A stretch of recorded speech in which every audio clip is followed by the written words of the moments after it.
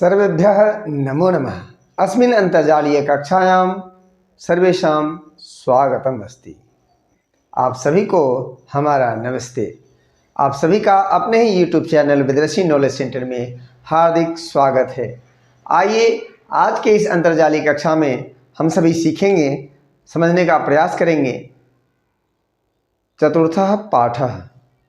चतुर्थः पाठः क्षमस्व महर्षे क्षमस्व।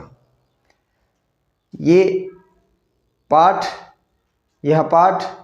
क्षमस्व महर्षे क्षमस्व कक्षा 8वीं के पाठ्यपुस्तक सुरभि से लिया गया है और यह पाठ अत्यंत महत्वपूर्ण तब हो जाता है जब आप डीएवी स्कूल में पढ़ते हैं, डीएवी विद्यालय में पढ़ते हैं और पढ़ने के साथ साथ आप डीएवी के जो नींव माने जाते हैं ऋषि दयानंद, तो उनको आप ना जाने तो ये आपका नॉलेज अधूरा रह जाता है। इसलिए हर किसी डीएवियंस को चाहिए कि यह पाठ अवश्य जाने, जिससे कि महर्षि दयानंद के जो कृत्य हैं, जो उनके क्रियाकलाप थे, जो उनके व्यवहार थे, उनसे सब कोई अवगत हो और उन्हें समझने का प्रयास करे। तो आइए बिना विलंब किए हम लोग कक्षा का आरंभ करते हैं। यहाँ पर मैंने लिख रखा है आप सभी के लिए, ताकि आपको आपकी भाषा में समझ में आ सके, साथ ही साथ संस्कृत में भी आपको पढ़ना आ सके। तो आइए हम लोग आरंभ करते हैं संस्कृत का पढ़ना। भारते अनेके महापुरुषाः अभवन्।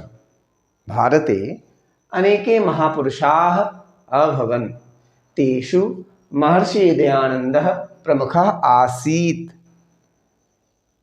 भारते अनेके महापुरुषाः अभवन्, तेषु महर्षि दयानन्दः प्रमुखः आसीत्। तस्मिन् काले समाजे अनेकाः कुरीतयः प्रचलिताः आसन्, यथा अंधविश्वासः, स्त्री अशिक्षा, बालविवाह, जाति प्रथा इत्यादयः।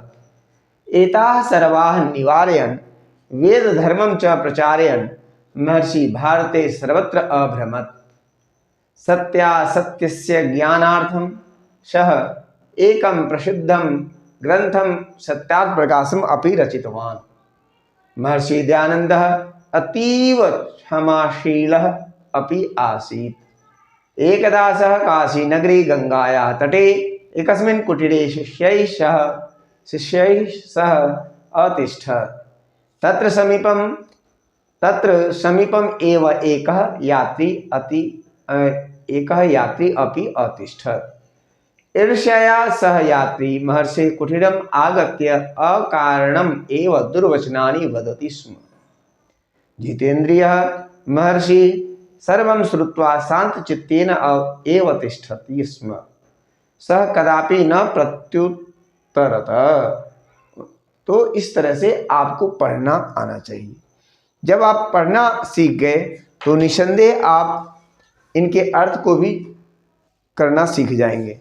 भारते मतलब भारत में, अनेके महापुरुषाः, यह भारते यह कैसा पद है? भारते, भारत में, अनेके महापुरुषाः अभवन्।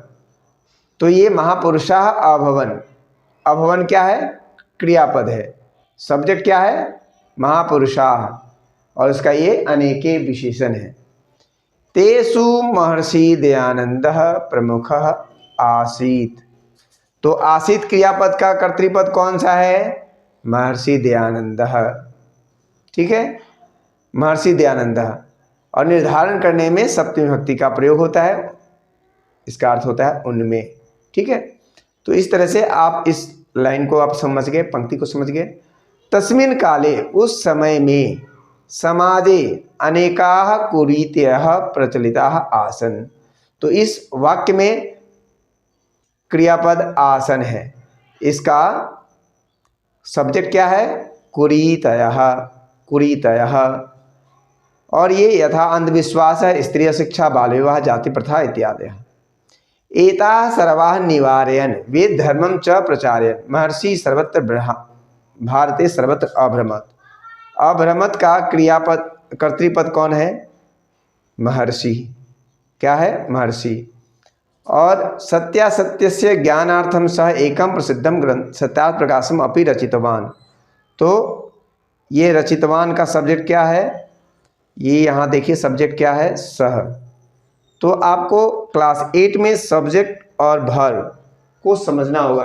कोई भी जो दिया गया वाक्य होता है उसमें सब्जेक्ट कौन है और वर्ब कौन है, फिर उसके बाद आपको विशेषण कौन ऐसा है और विशेष्य क्या है, इसे आपको ध्यान में रखना होगा और इसे समझने का प्रयास करना पड़ेगा। चलिए आगे देखते हैं। सत्यासत्यस्य, अब सत्यासत्यस्य का संधि विच्छेद करें, ज्ञानार्थम का संधि विच्छेद करें। तो ज्ञान जमा अर्थम ज्ञानार्थम, सत्य जमा असत्यस्य असत्यस्य, तो यहाँ पर दीर्घ संधि है दोनों में, ठीक है। तो आगे देखिए, महर्षि दयानंद अतीव क्षमाशील आसीत। तो आसीत क्रियापद का कर्तृपद कौन सा है, दयानंद। दयानंद क्या है, कर्तृपद है, ठीक है, और क्रियापद है आसीत। तो क्षमाशील क्या है, विशेषण है। अतीव क्या है, अतीव क्या है, अतीव क्या है, अव्ययपद है। क्या है, अव्ययपद, मतलब बहुत ही। तो इस तरह से आप दिए गए वाक्यों में से आप व्याकरण को कोरिलेट करेंगे, व्याकरण को संबंधित करेंगे, व्याकरण को समझने का प्रयास करेंगे, तो यह आपके लिए आसान हो जाएगा प्रश्नोत्तर करना। एकदा सह काशी नगरे गंगायाः तटे एकस्मिन् कुटीरे शिष्यैः सह अतिष्ठत्। तो एकदा, एकदा भी अव्ययपद है और अतिष्ठत् क्या है, क्रियापद है, ठीक है। तो सह, समझ में आ रही बात। एकस्मिन् कुटीरे यह विशेषण पद है, एकस्मिन् कुटीरे विशेष्य पद है, कुटीरे विशेष पद है, एकस्मिन् क्या है, विशेषण पद है। तो एकस्मिन् कुटीरे अनयोः पदयोः विशेष्य पदम किम विशेषण पदम किम। तो इस तरह से प्रश्न पूछा जाता है। तत्र समीपम एव एकः यात्री अपि अतिष्ठत्। अब अतिष्ठत् क्रियापदस्य कर्तृपदम किम, यात्री। यात्री क्या है, क्रियापद कर्तृपद है, और अतिष्ठत् क्या है, क्रियापद। तो एकः क्या है, यह विशेषण है, किसका, यात्री का। ईर्ष्यया सह यात्री महर्षे कुटीरम आगत्य, आगत्य अकारणम एव दुर्वचनानि वदति स्म। बिना कारण ही वह कठोर वचन को बोलता था। जितेंद्रिय महर्षि सर्वं श्रुत्वा शांत चित्तेन एव तिष्ठति स्म। जितेंद्रिय महर्षि सब कुछ सुनकर शांत चित्त से ही बैठे रहते थे। सह कदापि न प्रत्युत्तरत। तो यहाँ पर ये जो है इसका क्या हो गया, क्रियापद हो गया, ठीक है। सह का क्रियापद उत्तरत, प्रत्युत्तरत मतलब जवाब में लौटाना। कोई बात जब कोई कहता हो और उसका जब रिप्लाई करते हैं तो उसको हम लोग बोलते हैं प्रत्युत्तर। प्रत्युत्तर, उत्तर के कुछ बोलने के बाद यदि कुछ उत्तर दे दिया जाए तो उसको बोलते हैं प्रत्युत्तर।